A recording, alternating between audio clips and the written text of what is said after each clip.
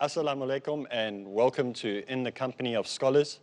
In the studio today we have two guests, Amar Amanet and my brother Asim Al-Hakim. Both of the scholars today will be speaking on the subject of marriage, and we're sure it will be interesting because marriage is something that many of us have to face. And so we need to have advice from the scholars before we get into something like that. Today we have many websites and interaction with people on cell phones and other media where they seem to speak with the opposite sex quite a bit. Now, how do we go in the 21st century as far as communication is concerned with the opposite sex via these media? Is it permissible for us to use the internet? Is it permissible for us to use the cell phone chat rooms and things like that? What is the view on the scholars on that specific subject? Bismillah, alhamdulillah, wa salatu wassalamu ala rasulillahi wa alihi wa sahbihi man ihtada bihudah.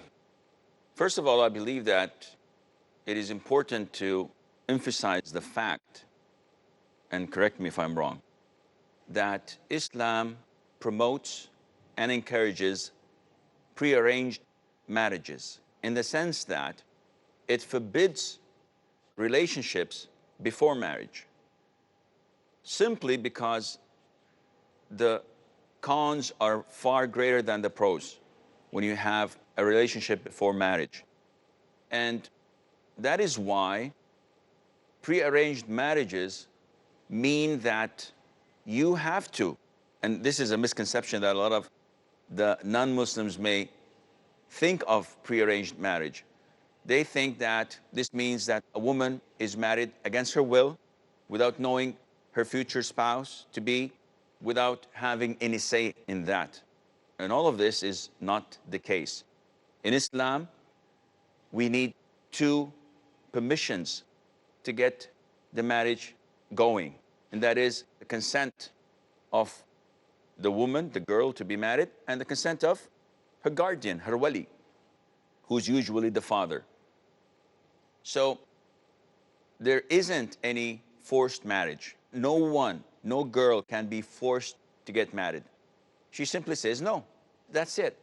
But if she were to choose someone she likes and she would like to get married to, this cannot be without the approval of her guardian, so that it would balance the emotions in exchange to the benefits or whatever it can be measured. So if we look at it from this perspective, then we can talk more about the chat rooms, about the websites that conduct marriages and arranges marriages. So what you're saying is that with these websites, people send their profile and they send their picture and they tell a little bit about themselves and they hope to find somebody of the opposite sex that they can hook up with or marry or get to know. How should it be done? First of all, is it permissible? And secondly, if you wanted to join, how would you do it? Well, what is the right way that you should do? I believe that you cannot have a one size that fits all. So we cannot generalize and say it's permissible, and we cannot say it's not. You have to look at each and every process individually and separately. If the Islamic conditions and the things that Islam forbids were avoided, the precautions were there, then alhamdulillah, it's okay. For example, I've heard about a number of websites in the state where it became like a dating service. So the guy goes in, he surfs the net, and he goes to this website, he looks at the photograph of the girl, he gets her email, he gets her mobile, and he claims to be interested in getting married. He gets her contacts, he contacts her, and they exchange, conversations, chatting, maybe pictures, and maybe they meet. They go to the extent of meeting in some place, just, with the intention of getting married. This is what shaitan wants. And this is completely out of the question. No one allows his daughter or sister to do such a thing or engage in such a thing, because eventually it will lead to haram, to something that's not permissible. But if a person posts his or her profile and you have a committee of trustworthy people looking after such proposals and profiles, and they match profiles together, and once there is an agreement or primary, in a sense, consent, they follow it from there with the guardians of the girl, and he meets the man, and it becomes a normal engagement. This is, inshallah, permissible. Brother Omar, what came up in the topic was that we still have to follow traditional values. We still have to follow the values that are spoken about in the Sunnah and Quran. But today we have a lot of people wanting to modernize Islam, and they wanting to say, well, we need to look at the modern approach to marriage. For example, in the USA versus South Asia, you have different concepts of marriage, how marriage should be entered into. What should we do? In America, should we use the same traditional values as we would in South Asia? How would you get that across? Bismillah, alhamdulillah, wa salatu wa salam wa rasulullah. It's very difficult to know what people mean when they say traditional values. And first of all, I would say that marriage is a fundamental necessity in Islam. And so it has a high priority over many, many practices that have been instituted to help people be married. So we find in the reality in the Muslim world today, anywhere you go, many so-called traditional practices are actually barriers preventing people from doing their Islamic duty, so that people delay marriage till midlife, far beyond the age in which it is a necessity for them to be married. And so many traditional practices actually open the doors for shaitan, that people have to find some path outside of marriage to solve their natural desires that are part of human nature. And so I'm afraid of that word tradition. What we have today, for example, in the West, are millions of Muslims who live very often as individuals who don't have a support system from family and relatives and community. And so they're looking for marriage for an Islamic reason as Muslims. They're free in the society to go out and do anything they want. The reason that these Islamic websites and such have been established, whether they're perfect or not, I mean, obviously one would have to look at the details of each particular site, but they've been there to meet an Islamic fundamental need, which is a human need, and people want to find Islamic solutions for their problems. That's the only reason they're going there. Because, of course, if they were only going there to look for something wrong, they could do that elsewhere.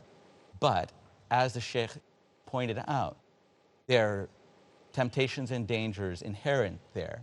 And so Islam advises that if two people are looking for marriage, they don't meet unless they're under supervision or a chaperone of an elder, hopefully relative of the bride, or somebody appointed by her family, or leader appointed by the community to chaperone that process. And so in the Muslim community today, we try to provide people with, depending on their particular situation, solutions that will fit them. So there are people who have a strong family, and they're part of a cultural group that has related cultural group. It's easy for them to, as you said, arrange marriages, which basically in Islam, to clarify what that means, it means arranging meetings between the young man and young woman so they can see whether they are compatible with each other under supervision of the family. So somebody comes, for example, from South Asia, and they're in a community where there are many, many hundreds of families from the same area, and they have the same cultural background. That's very easy. But there are also many Muslims who do not have that. So they have to find some other alternative. And I used to be very suspicious, and I still have a lot of reservation about the internet websites. But I know that many very good people with the right intention have been successfully married on those sites. And so I don't believe that the primary reason they exist is to undermine the teachings of Islam, but to find a way of living as a Muslim under circumstances that may be not ideal. Well, when we come back from the break, we're going to carry on looking at the subject of marriage, and we're going to look at the dowry system and how it affects Muslims today.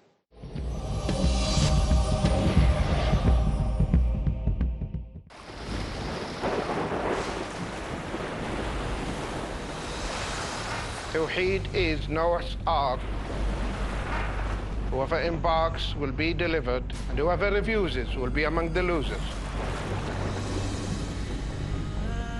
Tawheed is the key of paradise and the only way to salvation. To attain eternal bliss, to attain never-ending life, get in on the ark, hold on tight, and never let go. Watch as Sheikh Salim Al-Amri explains the basics of Islamic belief and worship in Back to Basics every Thursday at 10 p.m. and repeat telecast at 10 a.m. Saudi Arabia on Peace TV. If I were to ask you about the life of our beloved Prophet sallallahu alaihi wasallam, about the incidents that occurred before his prophethood and in Mecca and in Medina, about the names of his loved ones and his wives and his children, how much would we be able to know? How many incidents have we memorized? Brothers and sisters, isn't it more important that we study the seerah of the most important human being who ever walked the face of this earth? Join me, your host Yasir Qadhi, as we discuss the most important biography of the most illustrious human being that ever lived, the seerah of our beloved Rasul sallallahu alaihi wasallam. Join Yasir Qadhi in Seerah of the Prophet, peace be upon him, every Monday at 3:30 p.m. and repeat telecast at 2 a.m. Saudi Arabia on Peace TV.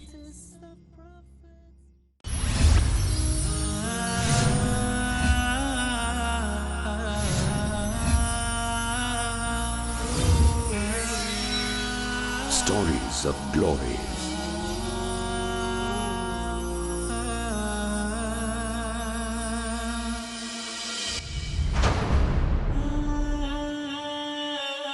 from a habitual stammerer to a spectacular orator, couldn't even confidently say his name. Zakir could not even dream of speaking in front of 25 people. Biznillah, by the will of Allah. Now has more than 100 million viewers.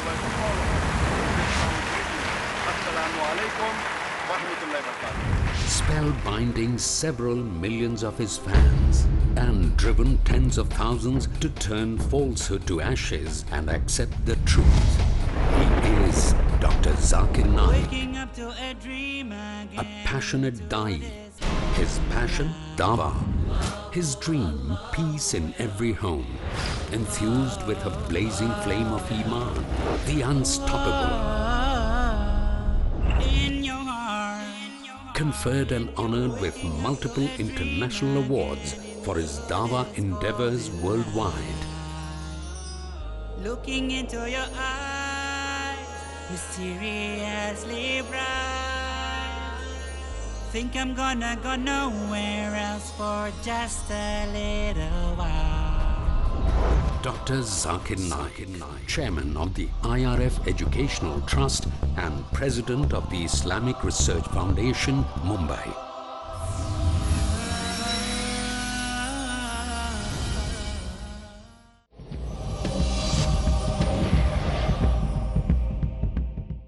Assalamu alaikum and welcome back. We are discussing marriage. Today we have been looking at different aspects of marriage, and we're going to now talk about something that is well known in Asia and Africa, and that is the dowry system. Paying money or paying in cows or paying in cattle for the person that you want to marry. How does that fit into Islam? So we're going to look at this and speak to our scholars here and see what they have to say on the specific subject. Should someone be forced to pay, for example, in Africa, they have to pay 40 cows for the wife that they want to marry? 40 cows is a lot. First of all, we're looking at the topic marriage. We're not looking into marriage. None of us is interested.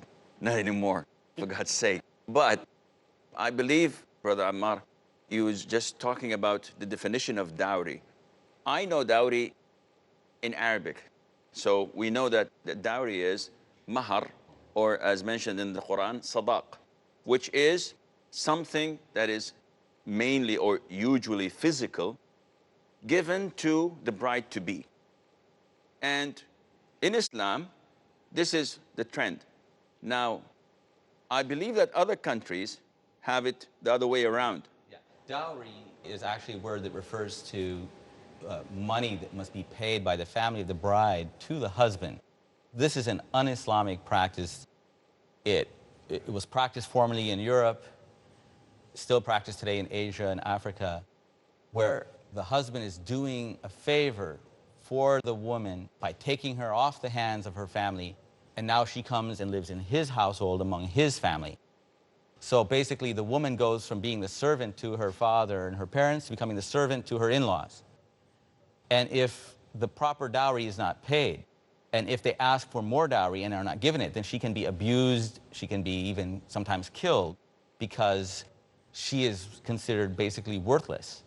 And she is not a proper daughter-in-law, and she's not serving the family properly.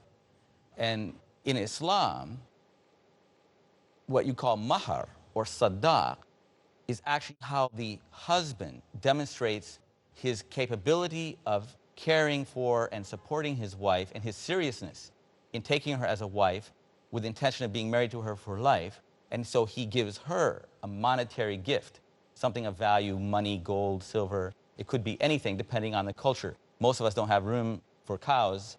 In our at my house, they don't allow us to have cows, unfortunately. Not to mention what the husband has to pay in forms of furniture, renting the house, and the whole 9 yards. It's not only the mahar, is it? Yeah, the Muslim husband is required to support the wife, and he's required to provide housing, food, clothing, according to the custom of the society on a level that is expected of a normal person of his culture. And by giving mahar, he is showing his seriousness of purpose, that he's not there on a date, but he's there committed. And so it shows respect to the family and his commitment to the marriage. And so it's much different than the dowry system, and it's a positive system. Now, it can be abused, and I think in some Muslim countries, it is so high, it is set so high that it's almost impossible for most young men to get married without a lot of assistance. And maybe you could tell us more about that. I believe that this is a fact in a lot of where I come from, in the Arab countries. They seem to boast about it, and they brag about it, that I've paid this much of a mahar, a dowry to my wife. Or it's the opposite way around.